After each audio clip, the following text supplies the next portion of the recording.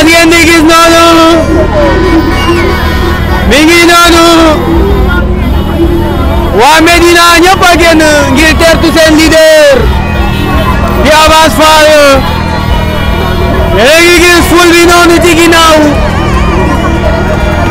Abass a ngi noonu ànd ak contentement janal ko ay militants ak ay sympathisants de Pastef ñu ngi nii tolloog rond-point Sam voilà yéen a ngi gis ni foo sànnee mbaat mu tàgg Abass a ngi nii moom ngeen di seen ni c'est exceptionnel c'est exceptionnel gëj na ma gis li Abass a ngi noonu taxaw di saafuwanteeg militant yi di saafuwanteeg dëkkandoo yi di saafuwanteeg doomi Médina waaye di saafuwanteeg askanu Sénégal Abass mi ngi wane contentement Abass mi ngi wane contentement en tout cas c'est exceptionnel de voir la jeunesse sénégalaise ñu génn massivement ngir soutenir seen leader Abass Fall moom muy incarner le leadership di woote au Forum Ndakaaru ngeen koy gis noonu ci image yi bientôt le 17 novembre inchallah Sénégalais yi génn dëggal seen bopp wax ñu kan mooy borom Ndakaaru en tout cas c'est exceptionnel boo xoolee image yi rek sa yaram dafay daw ndax lii doo xam lan la lii doo xam lan la mu ngi nii mi ngi noonu le leader Abass Fall honorable député moom ngeen di gis noonu ñu ngi nii tolloog rond-point Sam Abass a ngi noonu ay doomu réewam daal di koy teertu bu exceptionnel mu war a jàkkaarloo ñoom waxtaan ak ñoom ci programme ak fi ñu bëgg a jëlee réew mi ak fi ñu ko bëgg a yóbbu Abass ngeen di gis noonu boo xoolee ci kanamam doo ci gis lu dul contentement ak mbégte doo ci gis lu dul gëm-gëm waaye doo ci gis lu dul mbégte waaye loolu yëpp ay doomu Médina ñoo génn wane ko tey ngeen leen di gis nii ci image yi ci kanam ak ci ginnaaw gis ngeen image yi noonu ci kanam ngeen di gis la population de Médina est sortie massivement pour accueillir le leader Abass Fall voilà ngeen koy gis noonu ci image yi en direct ñu leen koy wax ci xibaar HD TV ñu ngi leen di wax ngeen abonné tapoter partager live bi c'est exceptionnel c'est exceptionnel Abass ngeen di gis noonu Abass ngeen di gis noonu mu sol chemise bu bleu bi casquette bu noir bi génn noonu ci oto bi di wane contentement bi mu am ci ses militants et sympathisants de Médina génn nañ massivement ngir teertu ki nga xamante ne nii moo leen fi tax a dajale tey muy le leadership l'honorable député Abass Fall ngeen koy gis noonu moom ngeen di gis noonu ñu dézoomé tuuti wan leen li nga xamante ne nii moom mooy image yi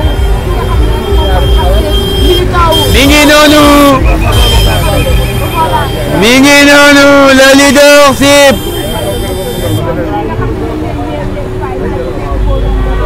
Abass Fall moom ngeen di gis noonu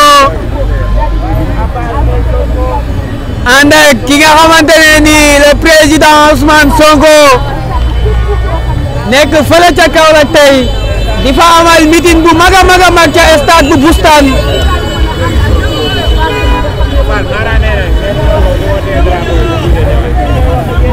voilà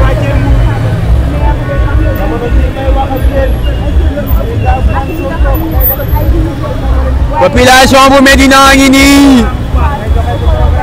di wane seen mbégte ak seen contentement recevoir seen leader seen honorable député di Abass Fall moom ngeen di gis noonu ñu gis fi ay folions yi voilà ñëw fii ci rond-point bu Sam ngir taaral bés bi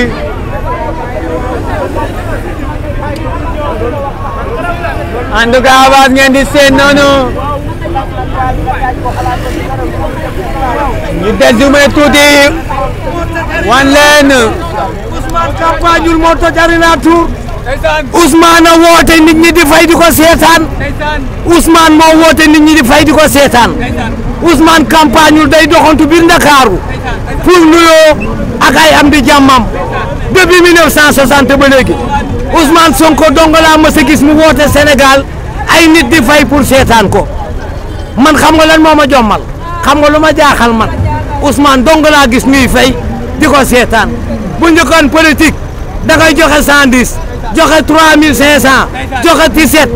fay nit ñi jox leen ana kaar ñuy ñëw di la seetaan joxe ay mbubb mais Ousmane nag dañu koy jox xaalis taxaw Arena Tour di ko seetaan man de damaa jom mi man looloo ma jaaxal maa fi gënoon a contre Ousmane waaye korok Arena Tour ba ma demee dama doon bërëgu barke yonent bi boo ko woorewul police laa la jëmee ak xale bu baax bi Ousseynou lii kookoy xale bu baax bu yaru bi kooku waa Dakar xamuñu ko kooku bala nga koo xam nga dem sa kër yaayam Mbuur damaa dem kër yaayam yóbbu fa ay éléments yu bari di jaay tàngal ñëw yaayam dalal ma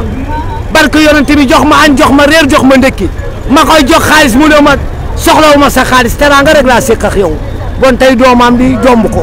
waaw doom day ware njaaye ngoog kenn du ware. dëgg la ñu ngi koy jaajëfal bu baax a baax a baax. ñu ngi koy jaajëfal ngeen koy gis noonu bokk ci militant yi ànd ak contentement ngir joxe son point de vue ci situation bi nga xamante ne nii moom fii ci rond-point bu Sam moom ngeen di gis noonu ak folion yi ndeysaan xoolal ma lii en tout cas c'est exceptionnel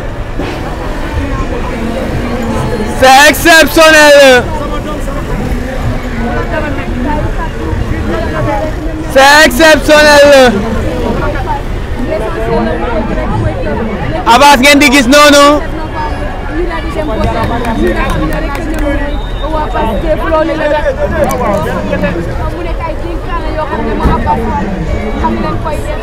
Power bank baa ngi nii ah mu ngi ci biir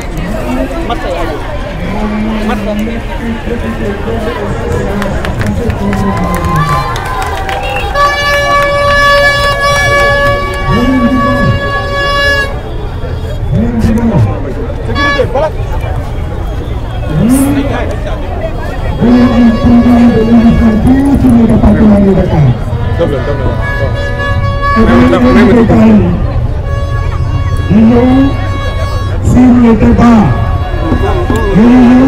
intéressé Dakar waaye li intéressé Dakar waaye mooy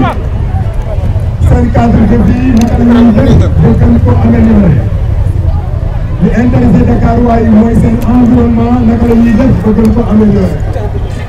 li intéressé Dakar waaye mooy seen santé naka la ñuy def ba gën ko améliorer Dakar am na problème mu logement naka la ñuy def ba fexe ba problème yooyu ñu réglé ko. C'est pourquoi nous, la liste départementale que je dirige, nous allons travailler, Inch'Allah, sur 13 propositions de loi. Nous allons mettre sur le bureau du président de l'Assemblée nationale pour nous prendre de Dakar, ces conditions de vie améliorées. Nous allons l'Assemblée nationale. Nous sommes l'Assemblée nationale de Khassanté,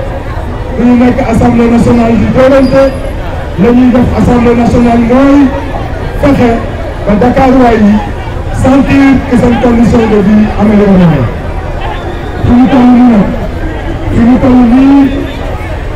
S'il vous plaît, s'il vous plaît, s'il vous plaît,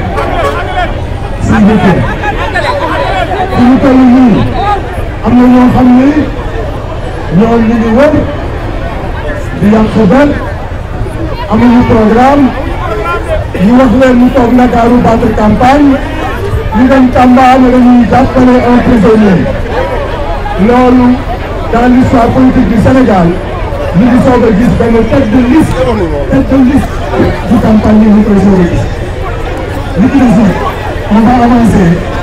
après bu ñu continuer waxtaan bi